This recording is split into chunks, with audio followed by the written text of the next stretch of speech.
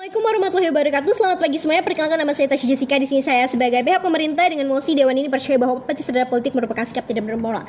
Kita akan bahas terlebih dahulu apa itu politik. Politik merupakan proses pembentukan dalam masyarakat yang antara lain berwujud proses pembuatan keputusan khusus dalam negara yang contohnya di Indonesia diterapkan dalam Undang-Undang Dasar. Lalu apa itu adalah sikap ataupun seseorang yang tidak memiliki kepedulian ataupun kurang kesadaran dengan diri sendiri ataupun lingkungan. Dan pada faktanya kita adalah makhluk sosial yang tentu dalam setiap aspek kehidupan kita, baik dalam politik, pemerintahan dan sebagainya harus kita perhatikan dengan baik.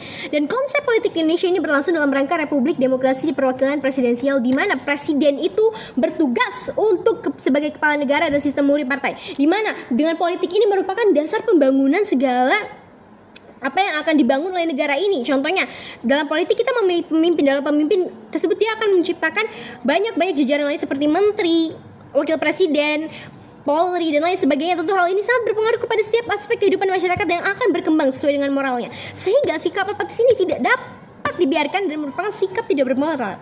Dan di sini saya memiliki dua argumentasi yang sangat menguatkan, yaitu yang pertama adalah tujuan politik untuk negara itu penting, kedua kebijakan perlu terus terlaksana dan berkembang, ketiga apatis hanya menghambat kemajuan negara. Kita bahas dari yang pertama, mengapa tujuan politik itu penting? Karena tujuan politik sendiri adalah untuk membangun konsistensi negara tersebut, bagaimana negara tersebut akan berkembang dan maju selanjutnya 10 tahun ke depan, 20 tahun ke depan ditentukan dari politik itu sendiri. Lalu yang kedua, kebijakan perlu terus terlaksana dan berkembang. Perlu kita ketahui bahwa di era globalisasi ini banyak sekali perubahan yang terjadi secara besar-besaran, sehingga moral isu ataupun apa yang terjadi di negara kita ini sangat perlu diperhatikan, sehingga kebijakan yang berasal dari politik ini harus kita tingkatkan dengan baik dan dapat dikonsentrasi dengan dasar yang tepat, terutama dengan masyarakat. Dan kita berada di negara Indonesia yang merupakan negara demokrasi yang tentu saja membutuhkan banyak sekali asumsi dan suara sehingga mencapai satu kesepakatan. Yang ketiga, apatis hanya menghambat kemajuan negara. Tujuan utama dari politik tersebut adalah untuk memajukan kesejahteraan negara serta membangun bagaimana negara tersebut dapat berkembang lebih baik. Seperti katakan Indonesia adalah negara berkembang, tentu saja politik ini menjadi sangat penting dan masyarakat memiliki peran yang besar untuk memajukan ini, sehingga tidak hanya pemerintah tapi masyarakat perlu memiliki ikut serta ataupun eksistensinya dalam politik ini. Dan apatis merupakan terhadap politik merupakan sikap yang sangat tidak bermoral yang didasarkan pada 3 poin yang akan saya sampaikan dan sangat menjadi bukti yang sangat kuat. Yang pertama adalah kurangnya pengetahuan generasi milenial. Anda akan percaya sekali bukan bahwa kurangnya pengetahuan generasi milenial akan mengakibatkan kesenjangan dan masalah-masalah sosial lainnya yang akan berkembang jika kita tidak mementingkan politik ini. Yang kedua, apatis menyebabkan generasi bangsa dan masyarakat tidak percaya ataupun tidak peduli dengan politik, padahal ini merupakan hal penting dalam pemajuan bangsa dan negara. Yang ketiga, kurangnya kontrak sosial, di mana akan terjadinya ataupun menimbulkan sifat individualisme yang tidak sesuai dengan landasan negara kita, yaitu Pancasila yang terdapat pada sila ketiga. Selanjutnya, ini adalah alasan ataupun bukti yang dapat saya sampaikan terkait ini, yang dimana Anda pasti akan berpikir sendiri bahwa apatisme terhadap politik mengakibatkan kita terbelakangnya agenda konsolidasi demokrasi.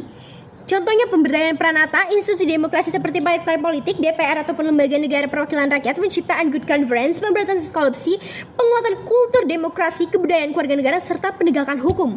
Kita dapat berpikir bahwa apabila kita hanya apatis terhadap politik ini dan terus dilakukan secara berlangsung, apakah yang dapat dimajukan dari negara Indonesia sendiri? Apa yang pembangunan dapat terjadi jika kita saja sebagai masyarakat tidak peduli dan hanya pemerintah saja yang berusaha untuk membangun, dan kita sebagai generasi tentu akan menjadi calon pembentukan masa depan.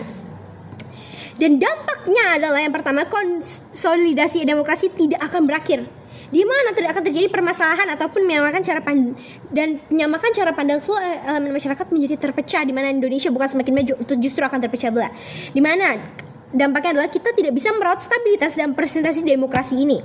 Yang kedua, berlanjut pada kerancuan, anomali dan kerusuhan politik, di mana terjadi penyimpangan ataupun isu-isu hoaks yang terus beredar di masyarakat, dan masyarakat akan terus mengkonsumsi info-info ataupun berita-berita yang tidak baik di masyarakat. Contohnya seperti jika pihak oposisi pun menyanggah dengan politik.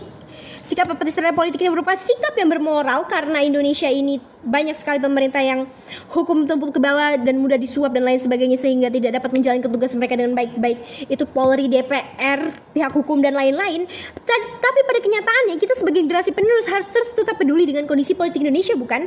Karena ini merupakan dasar ataupun fondasi kita sebagai generasi milenial sendiri. Dan Anda pasti akan memikir bahwa bagaimana negara dapat berkembang apabila generasi penerusnya saja tidak peduli dan apatis terhadap dasar ataupun politik itu sendiri. Dan sangat ini dapat saya patahkan dengan 2 alasan saya yang sangat kuat. Yang pertama adalah pemerintahan dan politik mempengaruhi hampir setiap aspek kehidupan kita, seperti waktu dan kerja libur, proses pembelajaran, sistem pendidikan, bahkan upacara bendera pun sistem pendidikan yang terselenggara di negara kita itu mengikuti sistem pemerintahan dan politik itu sendiri yang merupakan kebijakan dari pemerintah. Lalu yang kedua, undang-undang dasar dan dampaknya pembayaran pajak dan lain sebagainya. Dan saya berikan contoh seperti lalu lintas. Pada lalu lintas kita memiliki aturan dan tanda-tanda khusus untuk bagaimana saat lampu merah, lampu hijau, dan tanda-tanda untuk berhenti, tidak boleh berhenti. Itu semua diatur oleh pemerintahan, dan bagaimana kita bersikap tidak apatis ataupun tidak peduli, maka negara kita hanya akan hancur. Dan itu merupakan sikap tidak bermoral yang seharusnya dipatahkan dan dihancurkan. Dan seharusnya kita lebih peduli lagi tentang apa yang terjadi di sekitar kita. Karena pada faktanya Indonesia dan kita sebagai generasi milenial merupakan penerus bangsa yang sangat kuat. Lalu yang kedua adalah memiliki pengetahuan tentang politik, membantu kita menjadi pemilih yang terinformasi. Berdasarkan berita PBS menemukan bahwa rekor partisipasi pilpres yang memenuhi syarat hanya 8%, di mana keputusan ini dibatalkan, sisanya hanyalah pemilihan yang didasarkan hanya pada keputusan itu sendiri, bukan berdasarkan syarat mereka sendiri. Dan mereka tidak memiliki pengetahuan ataupun informasi yang baik tentang siapa sebenarnya pemerintah ataupun presiden yang cocok untuk kita pilih.